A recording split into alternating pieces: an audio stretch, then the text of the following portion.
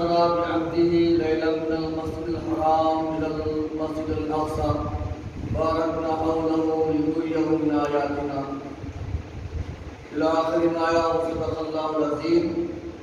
وقال رسول الله صلى الله عليه وسلم الصلاة معراج المؤمنين، أو كما قال عليه الصلاة والسلام.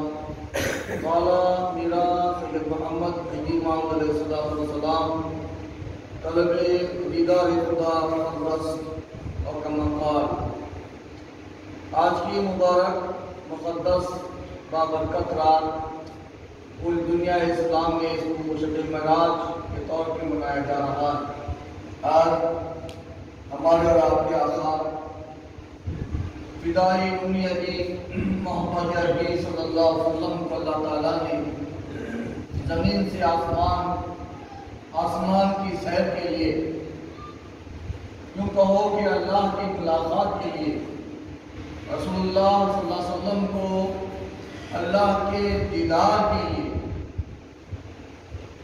معراج کو ہم دیدار کی رات کہتے ہیں. اللہ کے رسول نے آج کی رات کو اپنے رب کو سر کی آنکھوں سے دیکھا، جسم کے ساتھ تشریف لے گئے. یہ ہمارا عقیدہ اور ہمارا ایمان. اور معراج کے تعلق سے امت میں بہت سارا اختلاف، بہت سارے لوگ رسول اللہ کی مہر نبوت کا بھی انکار کرتے ہیں اور جسمانی معراج کا بھی انکار کرتے ہیں. اللہ کے رسول کو جسم کے ساتھ معراج نہیں ہوئی. یہ رسول اللہ کا خواب تھا، یہ رسول اللہ کا سوچنے کا انداز تھا کہ آپ نے بیٹھ کے سوچا. یہ کہنے والے بھی لوگ ہیں. اور رسول اللہ کی روح گئی تھی، آپ کا جسم زمین پہ موجود تھا، ایسا کہنے والے بھی جماعت لوگ ہیں. مگر ہمارا عقیدہ ایمان صحابہ کا ایمان کے برابر جو صحابہ مانتے ہیں، جس کو اللہ نے قرآن میں بیان کیا بِعَبْدِهِ لَيْلٌ مِنَ الْمَسْجِدِ الْحَرَامِ إِلَى الْمَسْجِدِ الْأَقْصَى. مسجد حرام سے مسجد اقصیٰ تک لے کر گیا اللہ اپنے نبی پاک صلی اللہ علیہ وسلم کو. اور روایتوں میں آتا ہے رسول اللہ صلی اللہ علیہ وسلم کو جب معراج ہوئی تو سب سے پہلے آپ ام ہانی کے گھر سے آپ کو جبرائیل علیہ السلام آ کر آپ کو بیدار کرتے ہیں 70,000 ملائکہ کے ساتھ. اور آپ کے قلب اطہر کو چیرا گیا، آپ کے دل کو نکال کر اللہ کے نور میں ڈبویا گیا، پھر آپ کے قلب کو رکھ کر سیا گیا بار بار.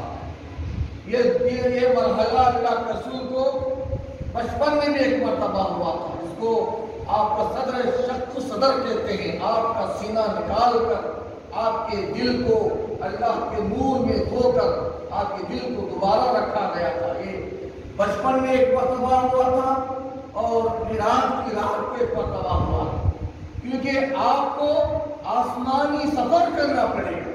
اس آسمانی سفر کے لیے اللہ نے آپ کو وہ پاور و طاقت و قوت ایکسٹرا تھنگ سے کہتے ہیں، اللہ نے وہ آپ کو عطا فرمایا. جو لوگ معراج کے منکرین ہیں ان کو چاہیے کہ یہ واقعہ اللہ کا واقعہ معراج جو رسول اللہ صلی اللہ علیہ وسلم کے معجزوں میں سب سے بڑا معجزہ ہے.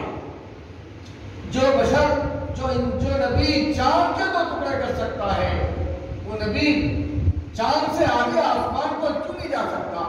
اور آج تو معراج کو ماننے کا سائنٹیفک نظریہ یہ ہے کہ لوگ کہتے ہیں فلاں ملک کے امریکہ کے سائنسدان چاند پر گئے تھے.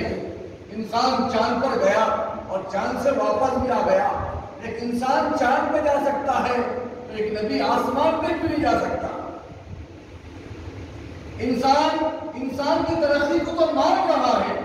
لوگ کہتے ہیں جب ہمارے اسٹوڈنٹ پڑھتے ہیں کہ امریکہ کا ناسا راکٹ میں بیٹھ کر چاند پر گئے، چاند پر پانی کی جستجو کی، پانی مل گیا، اور چاند سے آگے اور سیارہ مریخ کہتے ہیں وہاں بھی جانے کی تیاری کر رہا ہے، اور چاند انسان سورج پر جانے کی تیاری کر رہا ہے. کیا کر رہا ہے؟ تو کیا ایک انسان کی طاقت ہے تو کیا اللہ کے رسول کی اللہ کی طاقت یہ نہیں کہ اللہ اپنے حبیب کو آسمان پہ بلا لے؟ جب اللہ تعالیٰ حضرت یونس علیہ السلام کو مچھلی کے پیٹ میں زندہ رکھ سکتا ہے تو اللہ تعالیٰ میرے اپنے حبیب کو آسمان پر کیا زندہ نہیں رکھے گا؟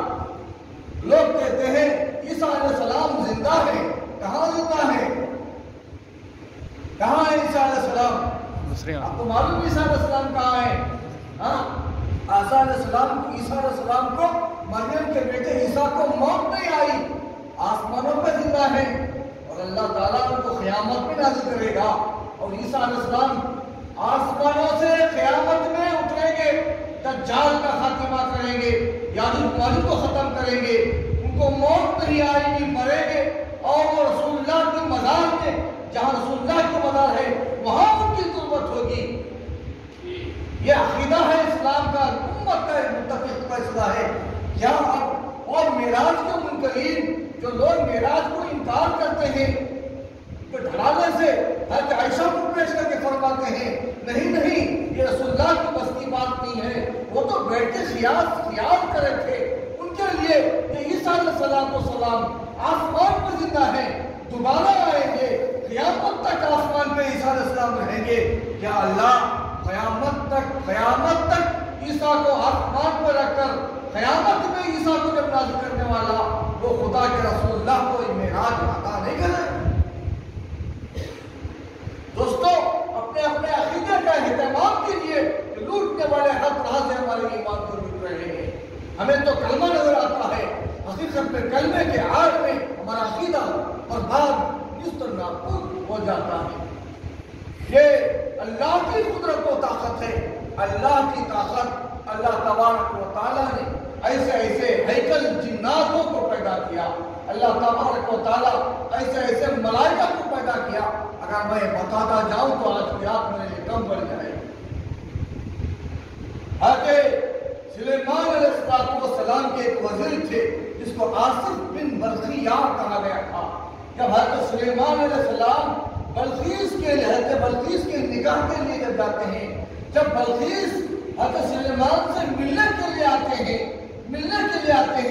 حضرت سلیمان سے ملاقات ہوگی، پھر کلمہ پڑھیں گے، پھر آپ کے نکاح میں آئیں گے. حضرت سلیمان علیہ السلام کو جب خط ملا، ملکہ بلقیس سبا کی ملکہ حضرت سلیمان کے دربار میں آ رہی ہے، تو حضرت سلیمان علیہ السلام کچھ فکر میں پڑ گئے، سوچ میں پڑ گئے. اور آپ نے سلیمان علیہ السلام نے لوگوں سے، آپ کے درباریوں سے سوال کیا، کون سلیمان جس کا تخت ہواؤں پہ اڑتا تھا؟ کون سلیمان جو چمکیوں سے بات کرتے تھے، کل جانوروں سے بات کرتے تھے، پتا بوٹا حضرت سلیمان سے گفتگو کرتا تھا؟ اور ہم تو آج پلین و راکٹ کو دیکھ کے تعجب ہیں، اللہ نے حضرت سلیمان کے تخت کو ہواؤں پہ اڑا دیا. کیا مشرق، کیا مغرب، کیا شمال، کیا جنوب، تمام جنتوں کے نبی تھے حضرت سلیمان علیہ السلام. جنتوں سے جہاد کرتے تھے، کلمہ پڑھا جن تو چھوڑ دیتے، اگر کلمہ نہ پڑھا تو اس کو ختم کر دیتے. جنتوں کی ہیکل ایک سے ایک بڑی ذاتیں ہیں، جماعتیں ہیں. جنات زمین سے آسمان تک بڑے جنات ہیں. جنات آسمانوں کی سیر کرتے ہیں. جنات سانپ، چیتا، بچھو کچھ بھی شکل اختیار کر سکتے ہیں. جناتوں کو اللہ نے بلا کی طاقت عطا فرمائی تھی. اتنی بڑی قوم پر حضرت سلیمان کا تسلط تھا. فکر میں بیٹھ گئے.